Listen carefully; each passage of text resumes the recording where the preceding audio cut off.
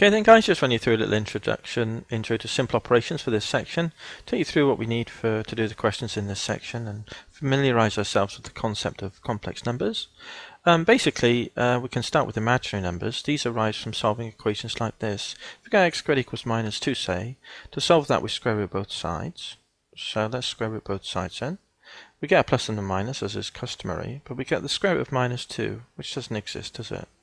What we can use is we can use properties of indices. So split this minus 2 into a product n of a times b, a 2 times minus 1, isn't it, with the square root there. Then using properties of indices we can split that up into ab to the half, because that square root is a to the half times b to the half. So the first part to the half times the second part to the half. The plus or minus still stays there. So we end up with, and if we replace this root minus 1 by the symbol I to denote root minus 1, then we can see that we've got x is equal to plus or minus root 2 times I. And then we can use that and manipulate things with this I term involved in the evaluations. So that's basically it then. That's a little trick that we do. So in general then, that was an imaginary number, but a complex number has the form x equals a plus bi, with a and b real numbers. A is the real part, called the real part, and b is termed the imaginary part, b lots of I. So here, if a complex number equals 0, then both its real part and its imaginary part must equal 0. And if they both equal 0, then in turn the complex number is 0. So that's why it says this if and only if, or implies and is implied by. That's what this symbol means. So let's move on then.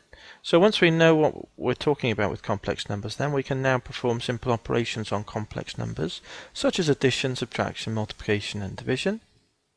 And we can do some powers as well. So let's have a look at that then. Best explained by examples, so we'll run through a few simple examples here then. When we have two complex numbers that we add together, we simply just add the reals. 2 plus 3 is 5. And then we add the imaginary parts, so that would be 3. Plus and a minus is a minus, so it's 3 take away 4 is minus 1 lot of I. Next one, we'll do the minus now. 3 minus 2 is 1. And then minus 4. Minus minus is a plus, so minus 4 plus 3 is minus an I. Then we've got times, and we do the customary thing for expansion of brackets. 2 for the first, 2 for the second. So 3 2s are 6, and then 3 5s are 15, lots of I. Then the third line, 4 2s are 8, so that's 8 lots of I then. And then the last line is 4 times 5, plus times plus is plus, 4 5s are 20. But we've got I times I.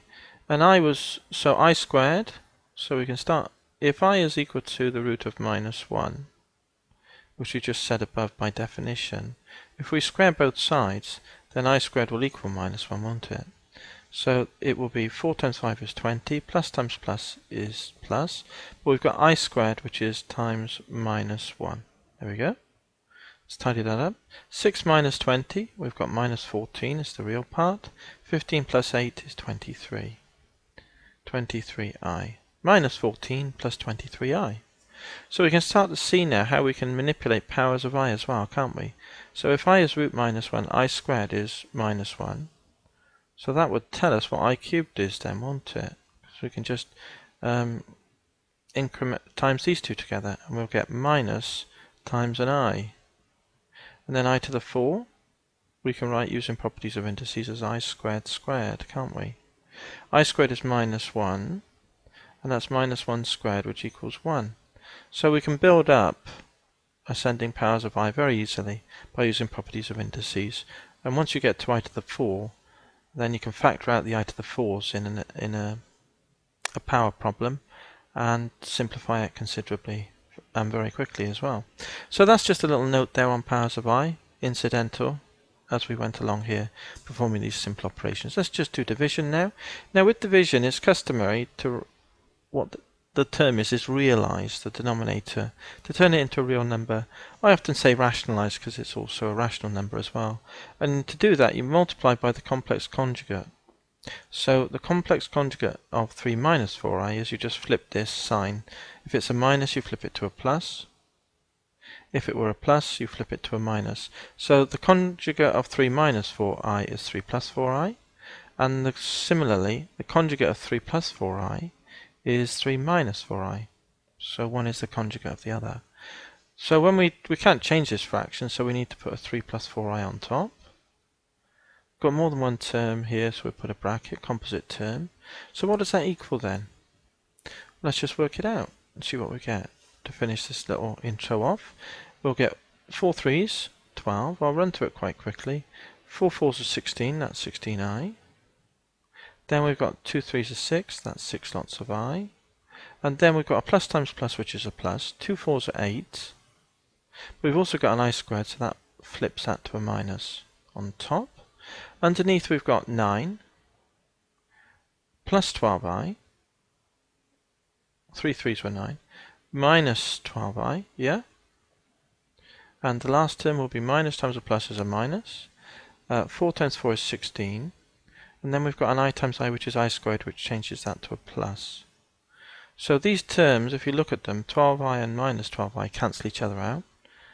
And we end up, as we said, with a rational, or a real rather, denominator. 9 plus 16 is 25. So this is equal to then 12 minus 8 is 4. 16 plus 6 is 22. So that's 4 plus 22i. Over 9 plus 16 is 25. And lastly, we can split the fraction up if we wish. So that's 4 25ths. Plus 22 over 25 lots of I, and that's the answer. So, but notice this little trick here, and we don't generally write all this bump down here. We generally, when we write times by the conjugate, we simply write the first term squared, which is 9, and then the 4 times 4 is 16, and we can write it down straight away when we become accustomed to doing this simple multiplication.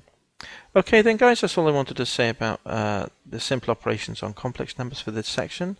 All the best in this section then, and catch you in the next one. Cheers!